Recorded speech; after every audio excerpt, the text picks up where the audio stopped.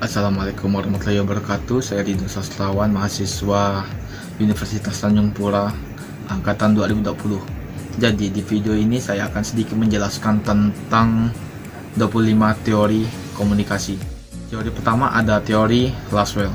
Teori ini dikemukakan oleh Harold Lasswell. Ia mengemukakan model komunikasi yang sederhana dan hingga saat ini masih digunakan. Model tersebut yaitu ada who atau siapa, berbicara apa, menggunakan efek apa, dengan media apa, dan kepada siapa. Yang berikutnya ada teori behaviorisme. Behaviorisme sendiri adalah teori perkembangan perilaku manusia yang dapat diukur, diamati, dan dihasilkan oleh respon pelajar terhadap rangsangan. Yang berikutnya ada teori informatif. Teori informatif sendiri merupakan teori komunikasi klasik, di mana teori ini menitik beratkan komunikasi sebagai suatu transmisi pesan dan bagaimana transmitter menggunakan media dalam berkomunikasi. Yang berikutnya ada teori penggunaan dan kepuasan. Teori ini dikembangkan oleh Blumer dan Kutz. Mereka berpendapat bahwa penggunaan media memiliki peran aktif dalam memilih media yang digunakannya, sehingga penggunaan media dapat dikatakan sebagai pihak utama dalam suatu proses komunikasi. Dalam hal ini, pengguna mempunyai pilihan untuk menentukan media yang sesuai dengan kebutuhannya. Yang berikutnya ada teori agenda setting. Teori agenda setting beranggapan apabila media memberikan perkembangan, memberikan tekanan pada suatu peristiwa, media tersebut akan membuat masyarakat menganggap peristiwa itu penting. Dalam hal ini, media mempunyai efek yang sangat kuat dalam mempengaruhi asumsi masyarakat. Yang berikutnya ada teori konstruktivisme. Teori konstruktivisme ini beranggapan bahwa manusia selalu memiliki pandangan sendiri terhadap kenyataan. Mereka senantiasa mencari dan mempelajari untuk menemukan bahasa pertama dan kedua. Di sisi lain, teori ini didefinisikan sebagai pembelajar generatif. Yang berikutnya ada teori nativisme. Teori nativisme sendiri beranggapan bahwa manusia itu satu-satunya makhluk Tuhan yang dapat berkomunikasi melalui verbal. Di sisi lain, bahasa merupakan suatu yang kompleks. Oleh karenanya, manusia senantiasa belajar untuk berkomunikasi dengan makhluk Tuhan yang lainnya. Yang berikutnya ada teori sibernetik. Teori sibernetik merupakan suatu sistem pengontrol yang didasarkan pada komunikasi antar sistem dengan lingkungan dan antar sistem itu sendiri. Pengontrol dari sistem berfungsi dalam memperhatikan lingkungan.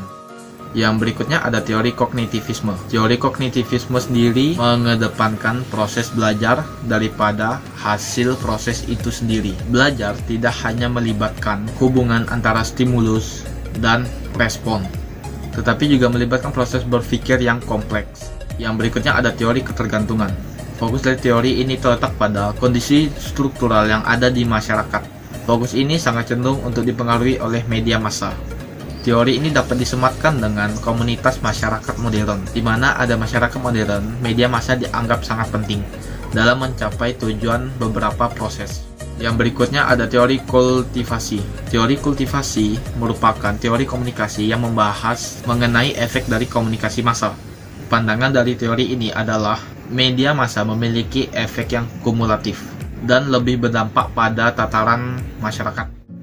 Yang berikutnya ada teori spiral of silence. Teori ini menjelaskan tentang terbentuknya pendapat umum dalam masyarakat ditentukan oleh proses saling mempengaruhi antar komunikasi massa, komunikasi antar pribadi, dan persepsi masing-masing individu, serta hubungan dengan pendapat orang lain.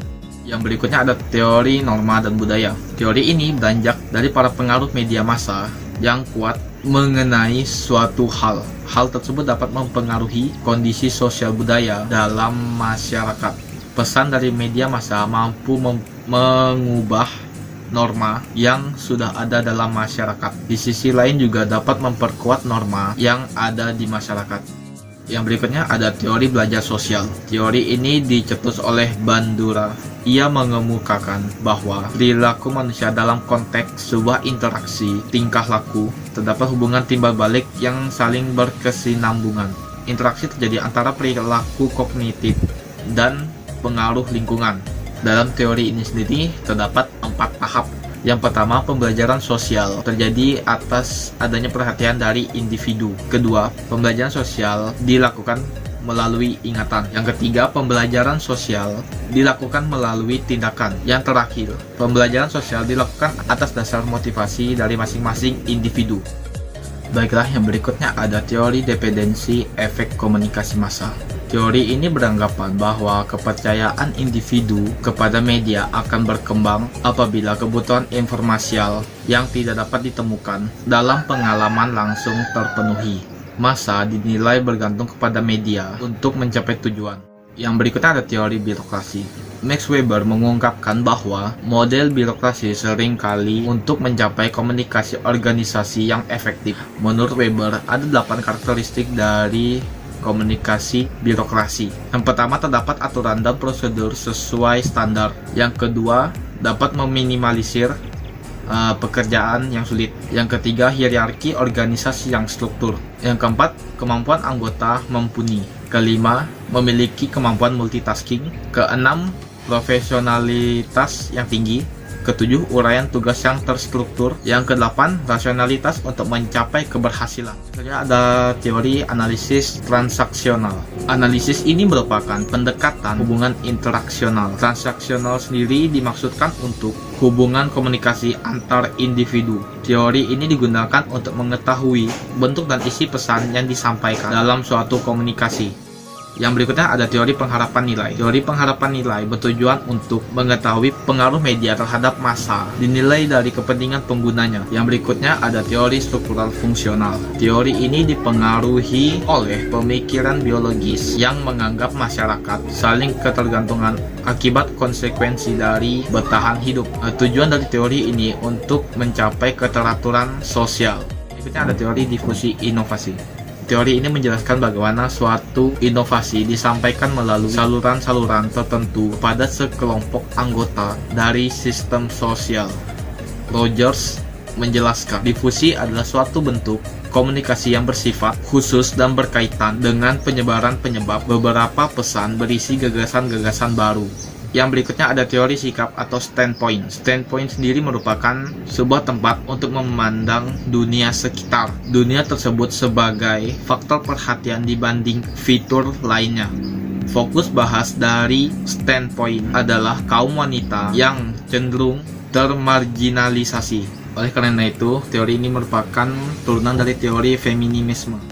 Yang berikutnya ada teori komunikasi 2 tahap. Teori ini membahas mengenai efek media massa dan pertama kali diterapkannya kampanye pemilihan umum pada 1940. Studi ini memiliki asumsi bahwa proses stimulus bekerja dalam menghasilkan efek ke media massa. Yang berikutnya ada teori komunikasi administrasi. Teori ini merupakan proses penyampaian pesan yang dilakukan secara timbal balik antar anggota. Teori ini dimaksudkan dengan tujuan untuk menimbulkan rasa saling pengertian dalam rangka mencapai organisasi dengan efektif dan efisien. Yang berikutnya ada teori koneksionisme. Menurut teori ini, masing-masing organisme apabila bertemu dengan situasi yang baru akan melakukan beberapa tindakan yang bersifat coba-coba secara terus-menerus. Yang berikutnya ada teori systematic behavior. Teori ini mengungkapkan bahwa suatu kebutuhan atau keadaan terdesak oleh suatu motif tujuan maksud tertentu harus dimiliki dalam seseorang yang sedang belajar. Kebutuhan tersebut harus ada sebelum suatu respon yang dapat diperkuat oleh dasar perguruan kebutuhan. Jadi hanya itu saja sedikit tentang penjelasan 25 teori komunikasi. Jadi saya akhiri. Wassalamualaikum warahmatullahi wabarakatuh.